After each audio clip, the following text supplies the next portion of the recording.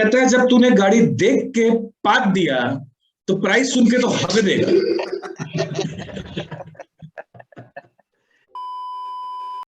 अगर ये सच है कि हम दूसरों की मदद करने के लिए आए हैं, तो ये जो दूसरे हैं वो यहाँ पे किसके लिए आए हैं? एक विशेष साधुवाद उस मोहब्बत की विवशता को करता हूं जो अंधी है। अगर देखती तो घर आके बीवी को बता देती।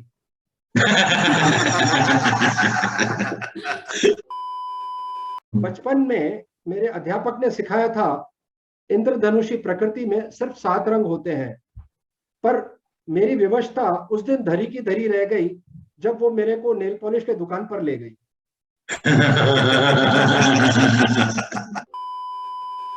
स्त्रियों की भी विवशता देखिए, वो हार तभी ही मानती है जब वो हार सोने का हो।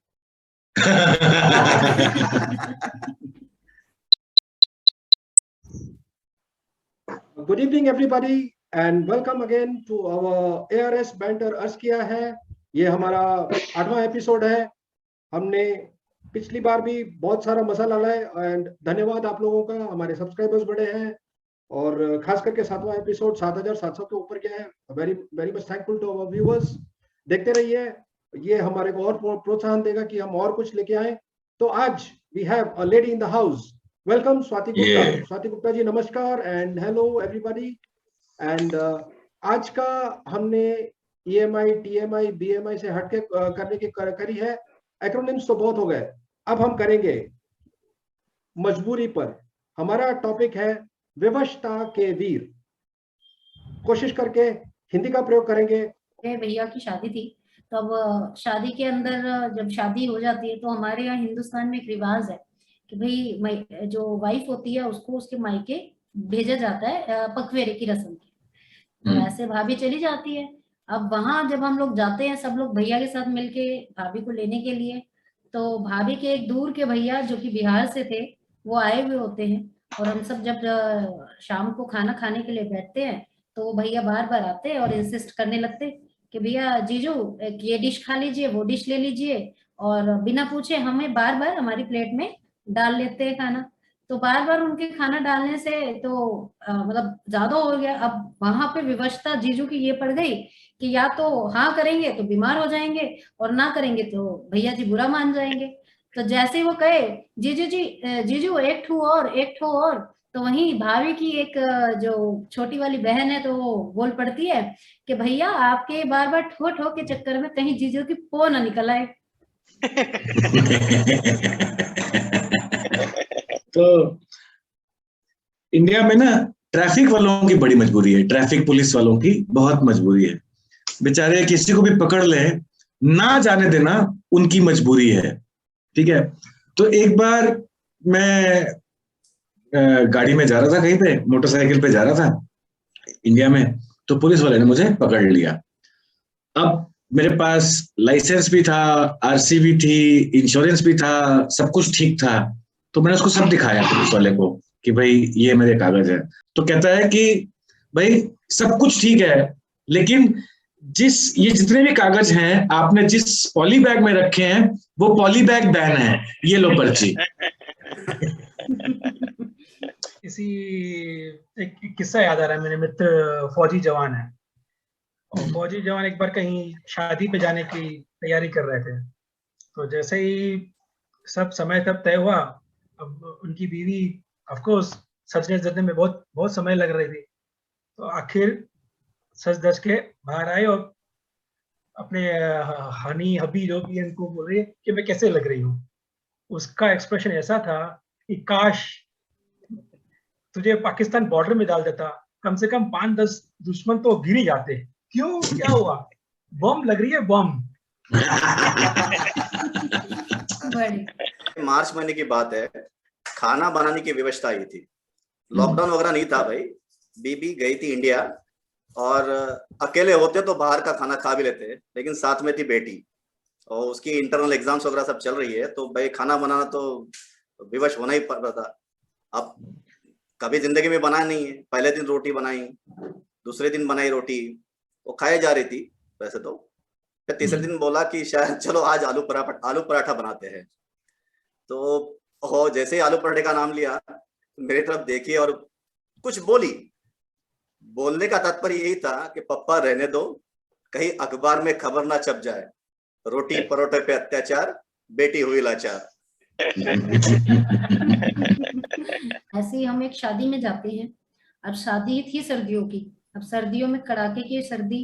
अब जितने भी हमारे पुरुष प्रधान के लोग होते हैं तो वो स्वेटर, कोई कंबल, कोई जैकेट, कोई कोट सब लोग पहन के रखते हैं। और वहीं हमारी जो महिलाएं हैं और वो अपना फैशन दिखाने के लिए विवश हर तरह से, कि वो तो मौका मिला है तो दिखाना ही पड़ेगा। तो ऐसे में क्या कहते हैं, जब वहां पे माहौल जैसा शादी का था, तो देख देख के सर्दी में लेडीज को कोई बैकलेस, कोई स्लीवलेस और कोई शॉर्ट्स पहने, उनको सर्दी ना लगे, और पुरुष प्रधान को उनको देख के और सर्दी लगे। तो वहीं हमारे हरियाणा के ताऊ थे, तो ताऊ जाते हैं, बोलते हैं उनको, एक लड़की को बोलते हैं कि भाई छोरी क्या बात है, तेरे ठंड नहीं लगती?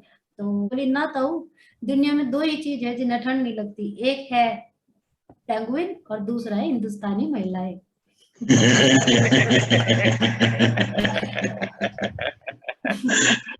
शादी के सीजन में हम हमारी सिस्टर के साथ साड़ी की दुकान पर गए। अब साड़ी की दुकान पे बैठे थे तो देखे कि महिलाएं आ रही हैं, जा रही हैं।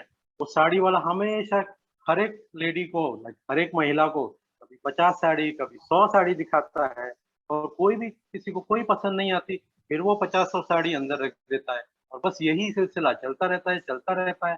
मैंने वो दुकानदार से पूछा कि भाई साहब, इतना पेशेंस कहाँ से आता है कि आप साड़ी रखते हो और लगाते हो, खाते हो, करते हो?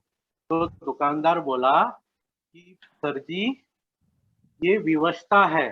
1990 में हमने आईटीसी के 200 शेयर खरीदे थे।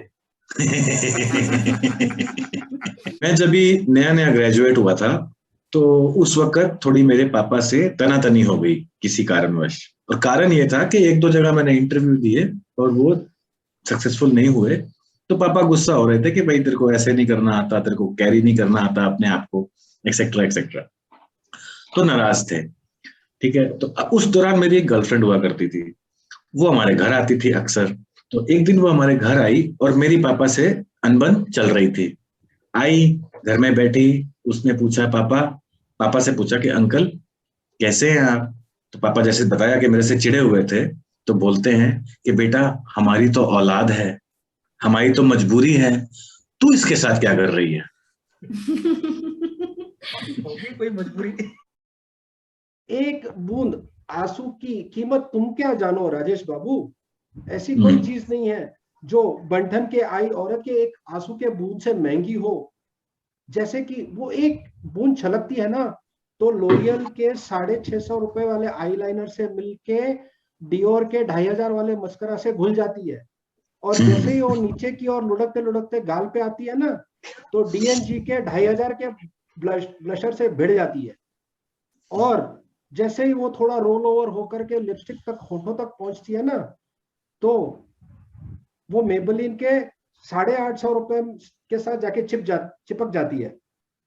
तो आप हिसाब करिए, एक बूंद आंसू की कीमत 6500 रुपए की हो गई। तो मैं उन सब मर्दों से निवेदन करता हूं कि अपने औरतों को रुलाया मत करिए, नहीं तो आपको 6500 से भी अधिक का भुगतान करना पड़ेगा। ये जन्नत में जारी था शादीशुदा लोगों के लिए। ये तो राइट है। ऐसे में एक बार की बात है, मेरे कजन की हमने शादी फिक्स कर दी थी। तो लड़की बड़ी अच्छी थी और हम लोगों सारी बातचीत होके लगभग शादी का रिश्ता पक्का ही हो गया था। तो जब लड़की को फिर भी देखने गए सब लोग, मम्मी पापा और उनके मतलब कि रिलेटिव वगैरह सब लोग जाते हैं देखने। तो लड़का बड़ा शर्मा रहा था, भैया बहुत शर्माने लगे कि भैया सारी बात ठीक है लेकिन अब मैं करूंगा क्या, मैं बात क्या करूंगा वहां पे। ऐसे उधर से लड़की भी बहुत शर्माने लगी। तो होता क्या है कि जैसे ही सब लोग फोर्स करते हैं रिलेटिव भैया को कि जाओ जाओ बात करो लड़की से, पूछो कैसी है, क्या हालचाल है, और हेलो हाय लो, उनसे बातचीत करो। आप लोग अंदर जाके बात करते हैं वो लोग कमरे में। तो थोड़ी देर में लड़की बड़े ही गुस्से में भागती हुई बाहर आती है और कहती है मुझे शादी नहीं करनी। तो भैया रिलेटिव और पापा सोचते कि ऐसा क्या हो गया कि अंदर अभी तो अच्छे से खुशी खुशी गए थे और अभी गुस्से में आई है। तो जैसे ही भैया बाहर आते हमसे पूछते कि तूने क्या बदतमीजी करी अंदर, लड़की को इतना गुस्सा आ गया। तो भैया कहते मैंने तो बस इतना ही पूछा था दीदी, और आपका नाम क्या है?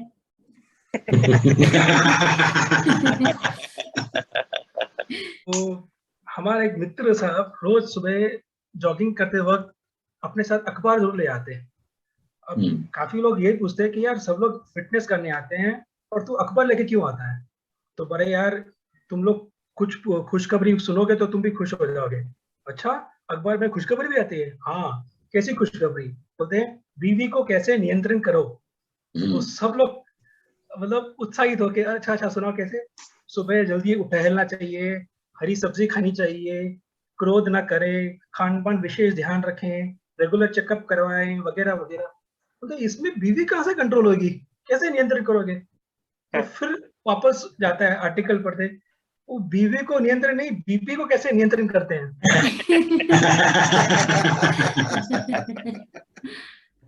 पिछले हफ्ते मैं थीम पार्क गया था। अब थीम पार्क में जो फास्टेस्ट राइड्स वगैरह सारी होती है, वो सब देखते हुए मुझे ऐसा लगा कि मैं विवश हूँ, मुझे बेटे के साथ बैठना ही पड़ेगा राइड्स में। शायद उसे डर लगता होगा, ऐसा मैं अपने आप समझ रहा था मन ही मन में।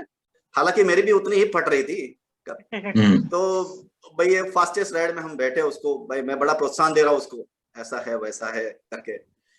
अब क्या पता वो राइड में शायद लगता है कि व्यवस्था मेरे ओर से उसके यहाँ चली गई। लगता राइड खत्म हुई, जैसे ही खत्म हुई मैं खुद अपने आप को संभाल रहा था, तो उसने मेरा हाथ पकड़ा, बाहर लेके आया, बोलता है पापा यहीं पर बैठो, अगली कोई राइड करवानी हो तो मुझे बोल देना। तो आपने कभी सुना होगा कि कार सेल्समैन भी ना बहुत विवश करते हैं आपको कई चीजों के लिए। तो एक मेरा दोस्त है, वो कार शोरूम ओनर कम सेल्समैन दोनों है इंडिया में। तो एक बार उसने एक लग्जरी कार्स का शोरूम खोला इंडिया में। तो हम लोग नए नए उसके पास गए, तो एक आध गाड़ी को मैं हाथ लगा के देख रहा था, अंदर जाके बैठ रहा था, कभी स्टीयरिंग को हिलाऊं ये करूं। तो वो मेरा फ्रेंड बोलता है कि ठीक है तू गाड़ियां देख, मैं अपना काम निपटा के आता हूँ। अब जैसे ही मेरा फ्रेंड निकला, मैंने क्या किया, एक आध कार में बैठा, हाथ वाथ लगाया, और बहुत सुंदर कार थी, बहुत ही लग्जूरियस व्हीकल था। मैंने उसमें जाके उसको थोड़ा सा हाथ, वाइपर चेक करना, इंडिकेटर चेक करना, करते करते करते मैंने गैस पास कर दी, मतलब आई फार्टेड। ठीक है, और मुझे लगा किसी ने देखा नहीं, किसी ने सुना नहीं। मैं चुपचाप गाड़ी से बाहर निकला तो देखा कि मेरा फ्रेंड खड़ा है और मुझसे ऐसे ऐसे करके देख रहा है। तो मैंने बात बदलने के लिए उससे पूछा, क्यों भाई, इसका क्या प्राइस है इस गाड़ी का? बोलता नहीं नहीं नहीं, प्राइस नहीं बताऊंगा। मैंने कहा क्यों नहीं बताएगा? कहता है जब तूने गाड़ी देख के पात दिया तो प्राइस सुन के तो हक देगा। Okay guys, this is our time. We tried our best to come up with clean comedy and we will try to do so again and again. हम हर बार यही कोशिश करेंगे कि clean comedy हो, and kindly like, subscribe, share and comment तो जरूर करिए, हमको तो पता चले कि हमने आगे करना क्या है. So thank you and see you again. Thank you.